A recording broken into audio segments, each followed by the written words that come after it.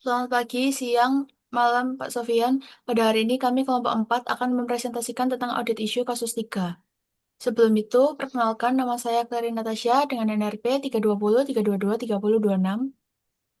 Perkenalkan, nama saya Nica Rara dengan NRP 320 3223 010. Perkenalkan nama saya Teno Sandra dengan NRP 320 322 3016. Perkenalkan, saya Alicia Asrina dengan NRP 320 322 30 38. Di kasus 3 ini berisi terdapat customer yang tidak aktif sejak 1 tahun yang lalu yang bernama customer YYY. Saldo piutang tidak bergerak sama sekali lebih dari 1 tahun. Hal ini dilatar belakangi adanya saldo piutang yang tidak bergerak selama lebih dari 1 tahun dari pelanggan yang bernama customer YYY.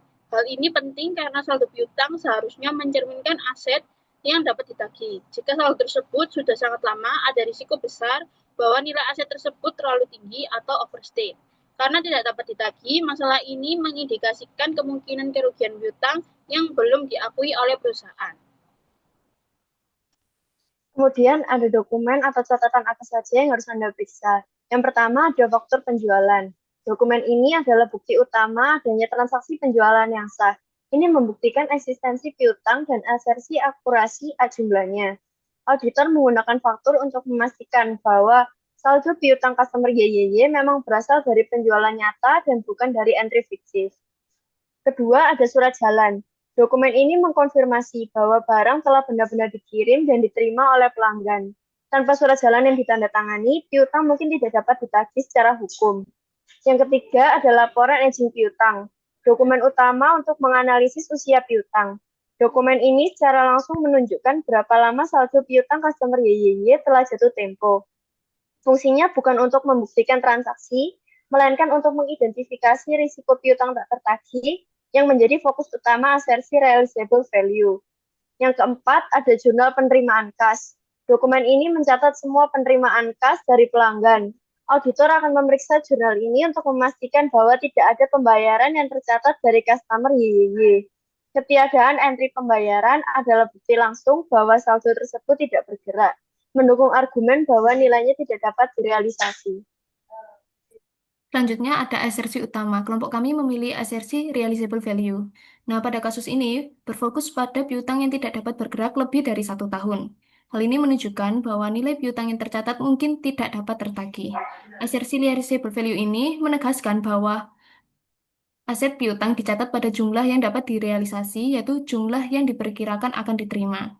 Nah, jika pada customer YYY ini tidak dapat ditagih, maka nilai yang tercatat saat ini itu tidak benar dan harus dikurangi dengan membentuk cadangan piutang yang tertagih. Kemudian, bagaimana Anda menemukan dan membuktikan masalah audit menggunakan dokumen yang Anda peroleh? Ada 5 cara. Yang pertama, mendapatkan dan menganalisis laporan aging piutang. Peroleh laporan aging piutang per tanggal audit. Laporan ini mengelompokkan saldo piutang berdasarkan usianya.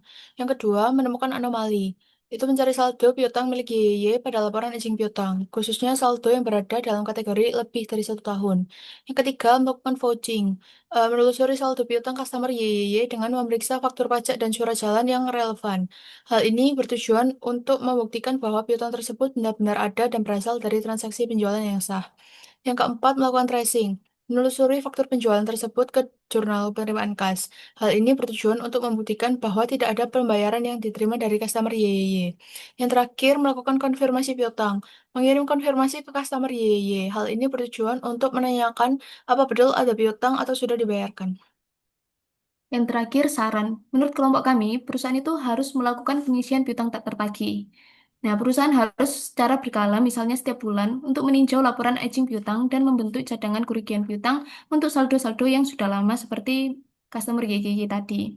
Yang kedua, perusahaan menerapkan jadwal penagihan yang sistematis. Hal itu dilakukan dengan cara mengirim pengingat pembayaran kepada customer sebelum dan sesudah tanggal jatuh tempo. Sekian dari presentasi kelompok kami. Terima kasih.